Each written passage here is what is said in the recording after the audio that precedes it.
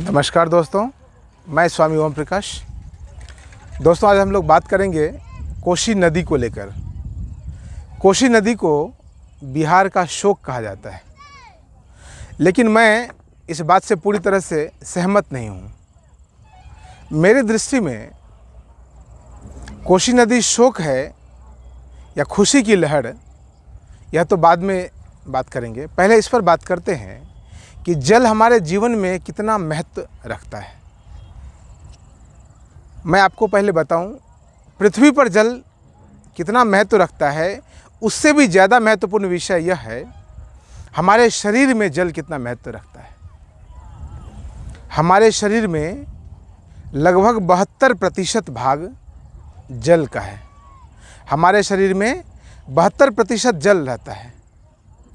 जो पंच तत्वों से हमारा शरीर निर्मित है, उन पंच तत्वों में सबसे ज़्यादा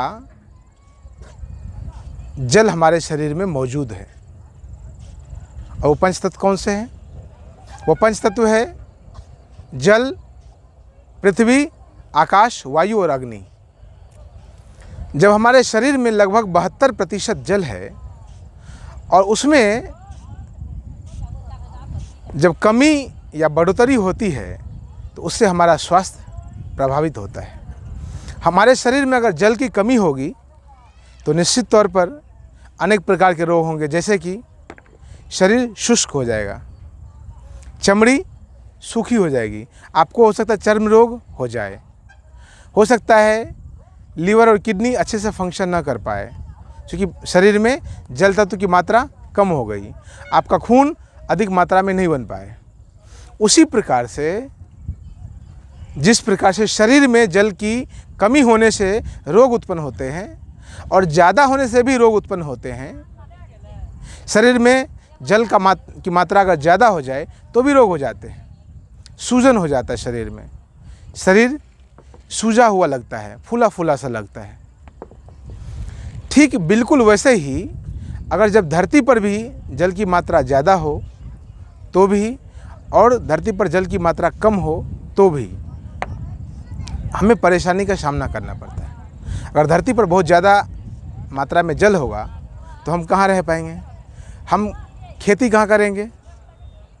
खेती नहीं कर पाएंगे तो अनाज नहीं मिलेगा, अनाज नहीं मिलेगा तो भोजन नहीं मिलेगा, भोजन कैसे कर पाएंगे? जल कम हो तब भी खेती नहीं हो पाएगी, तभी पेड़ पौधे सूख जाएंगे, पर्यावरण को नुकसान होगा। इत्यादि प्रकार से हम इस निष्कर्ष पर पहुंचते हैं कि जल हमारे लिए बहुत ही महत्व का विषय है। लेकिन जल संरक्षण और जल का मैनेजमेंट, जल का प्रबंधन बहुत ही अनिवार्य विषय हो गया है आज के समय के लिए।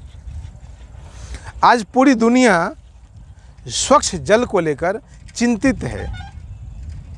आप मेरे साथ और मेरे पीछे देख सकते हैं, यह कोसी नदी का इलाका है। कहते हैं ये कोसी नदी का पेट है। यह बिल्कुल कोसी नदी के किनारे हम खड़े हैं और यह जो जल है बिल्कुल मीठा जल है।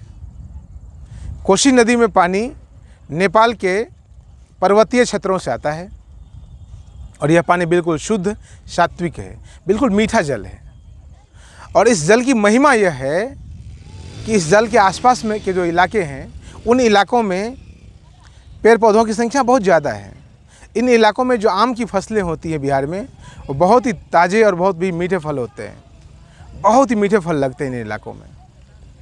मीठा जल, मीठा फल, निश्चित तौर पर जल का हमारे जीवन में बहुत ही महत्वपूर्ण योगदान है। अब बात करते हैं जल प्रबंधन की। जल प्रबंधन को लेकर सरकारों को नए सिरे से सोचना चाहिए।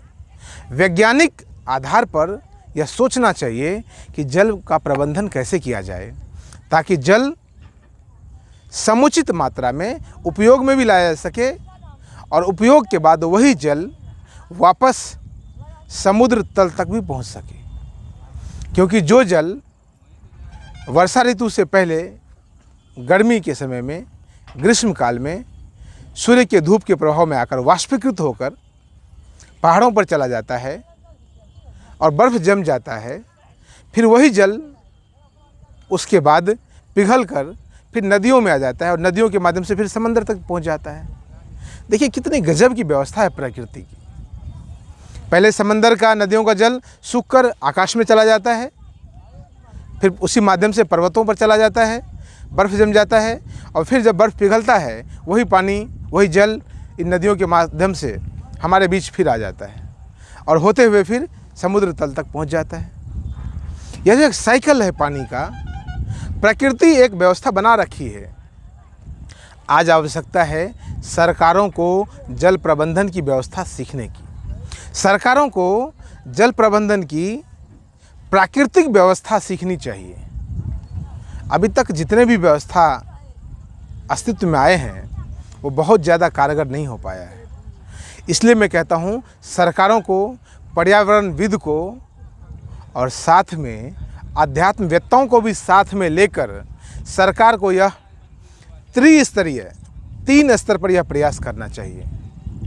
एक, पहले सरकारी स्तर पर, दूसरा पर्यावरणविद के स्तर पर, और तीसरा अध्यात्मवेत्ताओं के स्तर पर यह प्रयास करना चाहिए, यह प्रबंधन करना चाहिए, ताकि यह जल समुचित रूप से हमारे उपयोग में आ सके और हमारे उपयोग के बाद वही जल पुनः समुद्र तल तक पहुंच सके।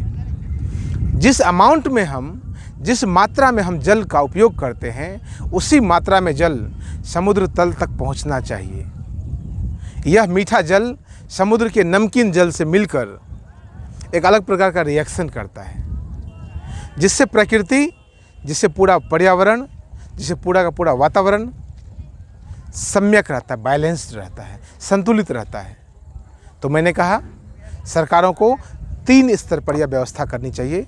3 स्तर पर जल का प्रबंधन करना चाहिए, जिससे कि मानवता को फ़ायदा हो। लेकिन मानवता को समुचित फ़ायदा तभी होगा जब जल का हम समुचित उपयोग कर पाएंगे और जल समुद्र तल तक पहुंच सके और पूरे पर्यावरण को उसका लाभ मिल सके। नहीं तो सिर्फ जल को पीकर हम सोचते अगर हमने समुचित उपयोग कर लिया तो यह हमारी छोटी सोच होगी। ये बहुत ही क्षुद्रता है कि जल का हमने पी लिया, जल का हमने सेवन कर लिया। जल का सेवन एक बात है और जल को प्रकृति के अनुरूप ढालना, प्रकृति के संतुलन के लायक बनाना दूसरी बात है। इस वीडियो में इतना ही। बहुत बहुत धन्यवाद। नमस्कार।